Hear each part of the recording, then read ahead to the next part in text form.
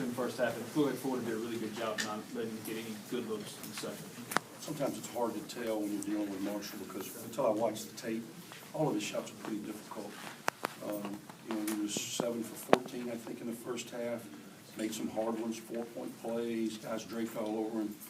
He's always going to have difficult shots because of the way the teams play him. Second half, we had our chances. I just told our team I thought we gave a winning effort. But you got to make plays to be what will be the #1 team in the nation in a couple of days. You've got to make plays. We had our chances. I think we were up 3 or 4. Untimely turnovers, dribbling off our leg, not finishing plays, and then obviously when Marshall didn't score in the second half, it limits our options. Andy, with the way the game was unfolding in the second half, would it be better for Marshall to take bad shots or take contested shots instead of giving it up like he did a few times? I shot 20 balls. Yeah. He probably shoots more balls than most anybody in America, especially at the BCS level. So he got up 20 shots, made 7. If he makes 9, maybe that's the difference. But we didn't make plays, and I thought we had the ball and the guys that we needed to. Jarvis a couple of times. They did a better job, I thought, in the second half, meaning Florida, of keeping balls alive. Our first shot defense was better, and then they just kept possessions alive 2, 3, 4 times we break down, and they're terrific in finding the open man. You just mentioned it's kind of broken a record at this point, just that inability to get a rebound on some of those possessions. Is that, in the end, what seals the fate for this team a little bit? Well, you just can't keep getting out rebounded, and you know that. We play a possessions game. We end up shooting 45 from the floor. They're about 44. They almost double us up from a productivity standpoint from the free throw line, but some of that maybe at the end when we're fouling a little. We've got to find somebody that can go get hard rebounds, and maybe those freshmen, when they become sophomores, can go get them. Maybe those juniors, once they become veterans, can go get them. I don't know, but it's certainly been an issue for us from day one, and it continues today. We all know what the problem is. We've just got to keep working on fixing it. They made a lot of threes early. What did you have to do to adjust the defense and kind of? We played a little more man in the second half, and the 1-3-1 I thought was a little more effective for us. Jarvis picks up 2 fouls about the 10-minute mark of the half, so I want to play him, so we tried to shade him a little bit in the zone. They're terrific. The thing that Billy's teams do, whether he has lottery picks like we talked about earlier in the week, or whether he's got really the consummate team, they do a terrific job of moving the ball. They really move the ball. It doesn't stick. We show tape of Florida and their offensive efficiency to our guys to show how effective things are when you move the ball and can attack the weak side. So they're always finding the open man.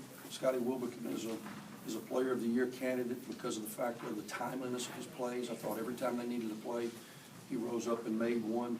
And we were right there. We had opportunities, it came down to making a play, and we weren't able to make it. Were you satisfied with the effort from tip to the end? I thought our effort was much better. I thought our toughness was good. Our focus needs to continue to be improved upon, whether it be a breakdown defensively or offensive execution, maybe not being as efficient as we need to be. But I thought our effort was where it needed to be. Our guys were locked in. Coach, what do you think today's loss means as far as the NCAA tourney and your hopes?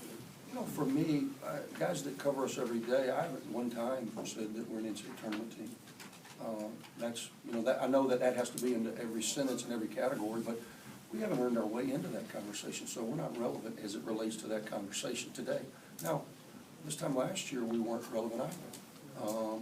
And we've still got 5 basketball games left, and if we can win our share of those 5, maybe we earn our way into that conversation. But I've never tried to force us into that. I felt like we did what we needed to do earlier in the conference play. We had a couple of heartbreaking losses on the road, and then we had opportunities here at home, and we did not get it done, bottom line. So I'm not talking NCAA tournament with this team. I'm talking let's improve, let's win a game. It's been 2 weeks since we won a game, what seems like an eternity.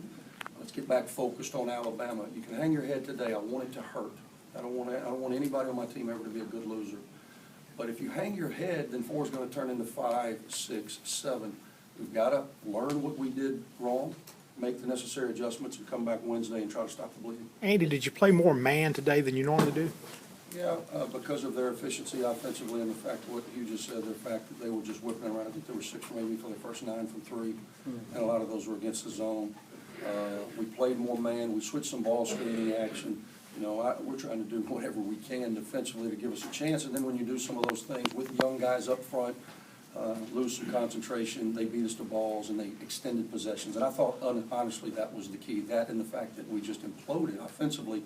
with unforced errors, inopportunity breaks. You know, it was 5-on-4s, 4-on-3s, 2-on-1s, and we turned the ball over. And those were huge swings in momentum. How much is